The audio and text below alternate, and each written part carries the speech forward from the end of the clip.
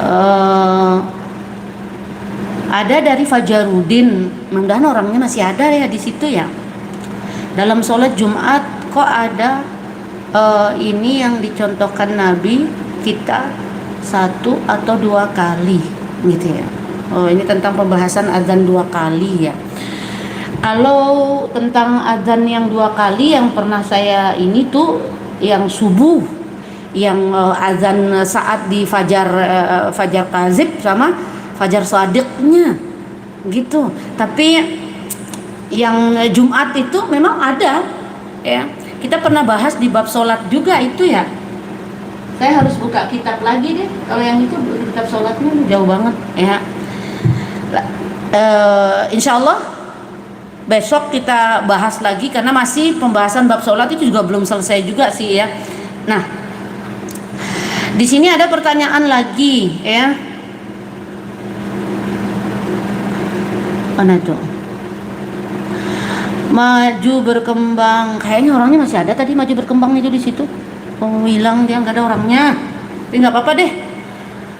Azan dan iqamat ada doa yang sudah dikabulkan, tapi kenapa malah banyak yang baru selesai azan langsung iqamah, tidak dikasih jeda.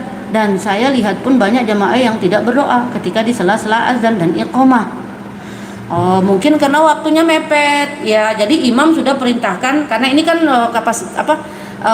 haknya imam gitu. Kalau imam sudah perintahkan qomat, maka si muadzin tadi itu dia langsung qomat gitu kan ya. Iqomah langsung iqomat gitu. Nah, seperti yang beliau ini pertanyakan, ini masuk ke bawah saya ya pertanyaannya. Ya kemungkinan saat itu memang waktu mepet, tapi masih sempat kok untuk berdoa sebenarnya. Ya, misal pas selesai azan, ya karena berdoa itu kan di saat itu di sela-sela ini bukan hukumnya wajib kan, di antara azan dan iqomah itu ya tidak hukumnya wajib. Kalau tidak sempat berdoa ya nggak apa-apa, cuman itu kan salah satu tempat waktu makbulnya doa kali ya, insyaallah ya. Jadi antara azan dan iqomah, begitu selesai azan, Allahumma rabbaha da'wati tammah, bisa dengan doa itu atau doa-doa yang lain. Nah, tiba-tiba si muazzinnya iqomah gitu. Jadi nggak dikasih jeda kan di situ. Iya, nggak ada jedanya di situ. Ya, maka nggak sempat berdoa. Ya kalau nggak sempat berdoa juga nggak apa-apa, karena kan bukan sesuatu yang menjadi wajib di situ ya. Gitu ya. Ada dari Parsini ya. Assalamualaikum Umi. Waalaikumsalam warahmatullahi wabarakatuh. Ini pertanyaan dari teman di YouTube ya. Ya. Insyaallah ya. Ini teman di YouTube ya, admin yang kirimkan ke sini, jadi di copy paste dari situ ke sini ya. Assalamualaikum warahmatullahi wabarakatuh. Waalaikumsalam warahmatullahi wabarakatuh. Umi, saya tanya, saya mengurus 6 orang anak suami. 6 orang anak. Suami tidak pernah menafkahi, apakah dosa kalau saya tidak mau melayani suami? Masya Allah. Terima kasih banyak adik admin kirim kirim pertanyaannya ke sini, karena pertanyaan ini nanti saya ambil untuk saya jadikan satu buku ya. Tanya jawab, nanti kita pisah-pisah, nanti tanya jawab fikih toharoh, tanya jawab fikih sholat, tanya jawab fikih zakat, puasa, haji, umroh dan lain-lain ya. Jadi terima kasih adik admin dikirimkan saya pertanyaannya ke wawa saya gitu, karena nanti saya akan rekap semua ini ya teman-teman ya. Ini pertanyaannya masuk ke sini semua ya. Ini saya akan kumpulin semua, nanti saya jadikan buku nanti ya. Mohon izin yang bertanya tanpa disertakan nama kok, tenang aja. Gak mungkin saya sertakan nama penyanyanya di situ, enggak ya. Saya cuma ngambil pertanyaannya saja lalu saya bentuk dalam buku. Nanti kita jadikan satu buku karena saya suka menulis, saya punya buku. Baik. Pertanyaan ini, saya mengurus mana tadi tuh. Saya mengurus 6 orang anak, suami tidak pernah menafkahi, apakah dosa kalau saya tidak mau melayani suami? La haula wala quwata illa billahil aliyil azim. Jangan ya. Jadi gini, kalau urusan suami dan suami dan istri, masuk lagi pertanyaan ini. Jadi suami istri ini punya hak dan kewajiban. Kita sebagai istri ini mempunyai kewajiban melayani suami apapun keadaan kita. Bukan berarti gugur kewajiban kita kepada suami. Satu di antaranya adalah melayani suami. Karena sepakat ulama yang menjadi kewajiban utama seorang istri adalah melayani suami dan beranak. Itu yang menjadi kesepakatan ulama salafus saleh. Apa tugas seorang istri? Melayani suami dan beranak. Oh, berarti itu pendapat ulama salafus saleh, Umi? Ya. Berarti memasak, mencuci dan lain-lain, Umi? Itu menurut ulama salafus saleh tugas suami. Tapi menurut ulama kontemporer, kita belajar juga tentang fikih kontemporer, itu tugas bersama. Ya. Maka itu yang harus, mohon maaf ya, itu yang harus difahami oleh kita, ya. Kewajiban kita sebagai istri melahirkan, melayani suami. Itu yang lebih utama. Kalau kamu mengurus anak itu bukan kewajibanmu, karena nanti menyusui saja. Bagaimana Rasulullah SAW punya juga ibu susui, ya, menyusui anak. Makanya itu ada nafkah itu, ya. Ibarat kata tuh ngebayar istri itu yang ngurus anak, nyusui anak, gitu kan ya. Tapi kan tidak mungkin anak kita nggak kita susui. Masa kita mau kasih susu kambing gitu kan? Maka kita susui lah. Nah, tapi tetap menjadi urusan kewajiban utama itu ngelayanin suami, terutama dalam hal urusan biologis. Itu tidak bisa tawar menawar. Maka istri itu harus siap sedia kapanpun suami menginginkan. Kalau ada seorang istri, ya, kalau ada seorang istri yang tidak melayani suaminya, ya, ketika dalam keadaan suami menginginkan, maka di dalam hadis riwayat Bukhari, ya, perempuan ini dilaknat oleh para malaikat nanti sampai pagi hari kalau dia tidak melayani suaminya, ya. Ketika suami itu berkeinginan, ya, maka harus hati-hati sebagai istri. Kalau tidak melayani suami, maka kata Rasul SAW dia dilaknat oleh para malaikat. Kebayang nggak sekarang? Nih saya kasih contoh ya. Suami ini berhajat, lalu istri menolak. Kenapa dia menolak? Karena gara-gara dia capek ngurus anak, ngurus cuci piring, ngurus cuci baju, ngurus macam dia urus. Padahal itu bukan kewajibanmu sebagai istri. Makanya hari ini kalian para suami, gak usah marah-marah sama bini. Binimu ndak cuci piring, binimu ndak mau beresin rumah, ndak usah dimarahi karena itu kewajibanmu sebagai suami itu. Nggak bisa lah Umi, lawang saya kerja gimana saya mau cuci piring, mau nyuci baju. Kalau begitu kamu kasih pembantu istrimu, karena itu bukan kewajiban istri kalau kita melihat pendapat para ulama salafus saleh. Tapi karena pada hari ini kita sebagai istri tak seberapa lah pahala sholat kita, sedekah kita, puasa kita, Bu. Masa kita mau leyeh-leyeh doang di rumah? Pengenlah kita nyenengin suami. Nyenengin suami itu kewajiban, dapat pahala gede. Gimana caranya? Urus makannya, urus pakaiannya, urus anaknya, urus rumahnya, urus hartanya. Bukan begitu, Bu? Iya. Makanya kalau seorang istri, ya, sampai menolak keinginan suami, ya, dia minta ini, maka dia ini sebagai istri dilaknat. La'anallahu imra'atan badat zawjaha 'alaiha ghadab. Dilaknat dia. Makanya jangan ndak ngelayanin suami, ya. Suami minta dilayani, ya. Apapun itu. Orang yang berbakti dan taat kepada suaminya hari ini banyak, tapi orang yang bisa menyenangkan hati suami hari ini dikit, nggak banyak. Orang yang berbakti pada suami hari ini banyak, dia nggak nyaut sama suaminya, dia nggak marah sama suaminya kalau dia kenapa-napa, dia biasa aja. Tapi untuk nyenengin hati suami itu sedikit perempuan yang bisa hari ini.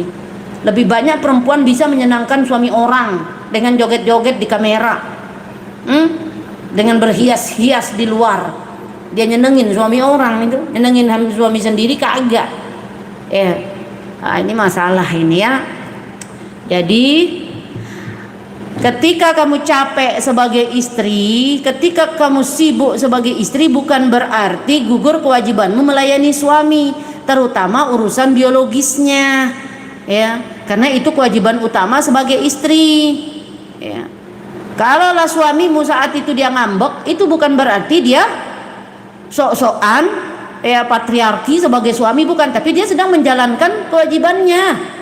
Ayo, kata si suaminya, maka istri juga mesti menunaikan hak suami tadi. Yuk, katanya kan, ayo sama ayo jadilah, kan begitu. Itu ya, insya Allah bisa difahami. Segera perlukan jodoh, masya Allah. Ada yang minta doa bunda, minta doanya semoga segera dipertemukan dengan jodoh. Amin ya Allah. Datangkanlah jodoh untuk anakku yang satu ini ya Allah. Jodoh yang tepat untuk dia, tepat pada waktunya dan tepat orangnya, ya. Semangat anakku, insya Allah dapat jodoh nanti. Sibuk kita perbaiki diri. Saya juga dulu gitu, nak. Sibuk saya perbaiki diri saya, ya. Karena kita mengharapkan yang baik gitu ya. Apa aja dari tugas kampus ini ya.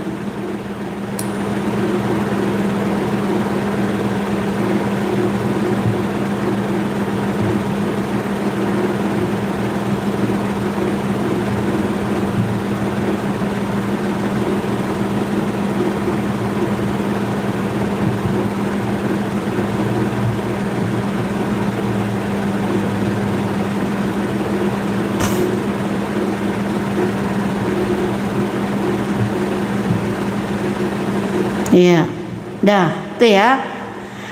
Baik, kita lihat lagi pertanyaan yang masuk.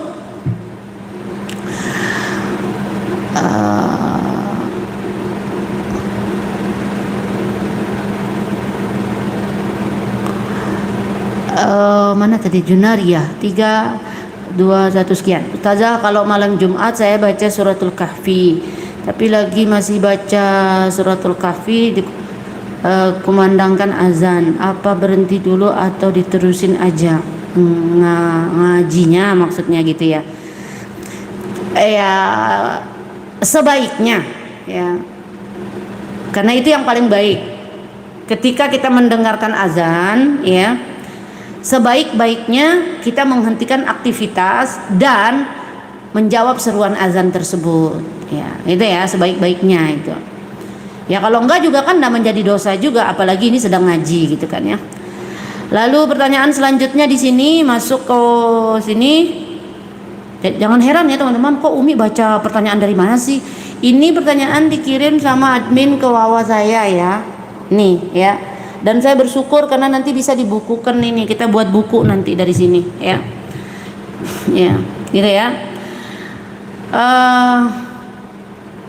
Curhat dari kami yang lagi dalam ujian apa nih, mohon izin kami boleh curhat tentang pribadi kami yang lagi dalam ujian terberat. Terima kasih banyak Umi, semoga sehat dan bahagia selalu, amin ya Allah. Nggak tahu siapa ini ya, bagi yang sedang dalam masa ujian, ya sadarlah bahwa engkau sedang dicintai Allah subhanahu wa ta'ala, ya. Orang yang diberi ujian oleh Allah itu insya Allah dia tenang, dia ikhlas, ya dia sabar, berarti Allah sedang menaikkan derajatmu, ya gitu ya. Kan saya jualan es teh. Ini ada pertanyaan lagi teman-teman ya. Teman-teman tenang aja ya, selama masih ada admin di situ, admin akan mengcopy paste pertanyaan dari YouTube itu ke Wawa saya ke sini ya. Jadi saya baca satu persatu ini ya, nggak apa-apa ya, karena saya nggak selamanya bisa lihat kamera terus gitu. Kenapa Umi? Ya takut lah. Kok Umi takut? Iya biar saya ndak aneh-aneh mikirnya. Soalnya kan banyak juga komentar nanti yang aneh-aneh gitu ya. Jadi yang naik ke saya ini adalah yang baik-baik aja ya. Nih, dikirim oleh admin yang bagus-bagus ke sini. Maksudnya itu pertanyaan yang dikirim ke sini. Kalau komentar buzzer enggak dikirim sama admin ke sini. Oh, keterlaluan admin kalau kirimkan saya komentar buzzer ke sini. Ya, ini pertanyaan jamaah yang di YouTube ini ya, dikirimkan ke Wawa saya. Ya, kalau komentar buzzer nggak dikirim ke sini ya. Jadi aman kita. Ya Allah, enak kali dah nih. Baik. Saya dari Asfin Humairah. Assalamualaikum, izin bertanya Umi. Waalaikumsalam warahmatullahi wabarakatuh. Nanti mohon izin ya teman-teman. Pertanyaan ini saya bukukan ya, karena saya buatkan buku nanti. Tanya jawab. 101 tanya jawab fikih sholat misalnya ya. Enak kan tuh? Nah, kan saya jualan es teh. Pertanyaan beliau nih. Tapi bukan, nggak usah disebut namanya kali ya. Oh iya dah, mohon maaf, nggak disebut namanya, nggak disebut username-nya ya. Walaupun di situ tertulis username-nya, nggak saya sebutkan di sini. Saya kan jualan es teh Umi, tapi bukan punya pribadi, ada bosnya. Nah, apa sih namanya itu? Mitra gitu. Iya ya, mitra ya. Nah, kan sering ada pembeli yang kalau nggak ada kembalian 1.000 itu nanti mereka tinggalin. Mereka bilang, udah Mbak, nggak usah kembaliannya. Pertanyaan saya, apakah boleh jika kita mengambil uang itu?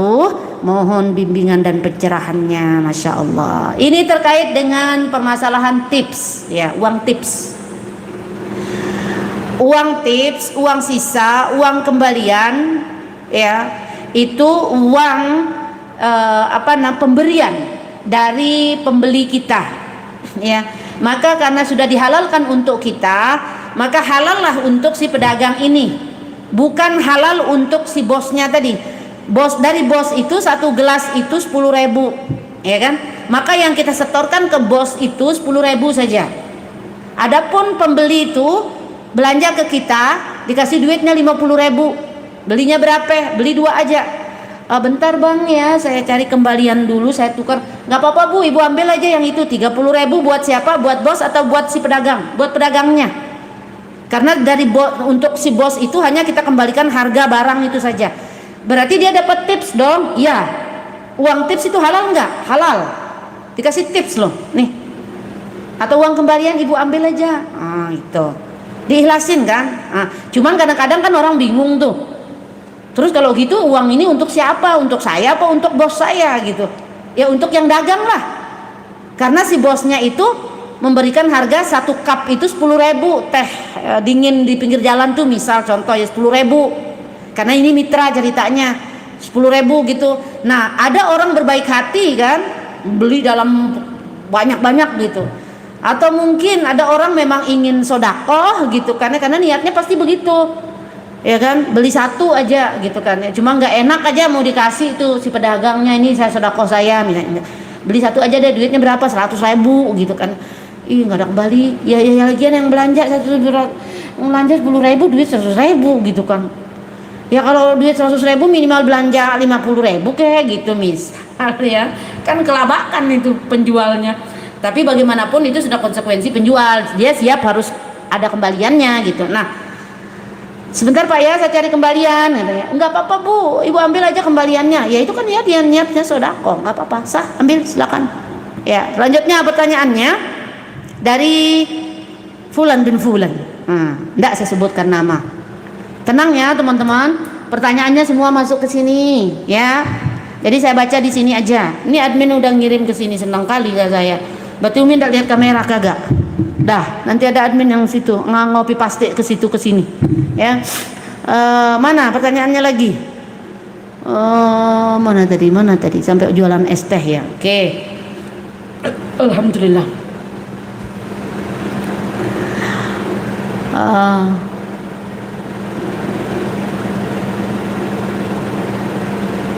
Doa apa ini maksudnya?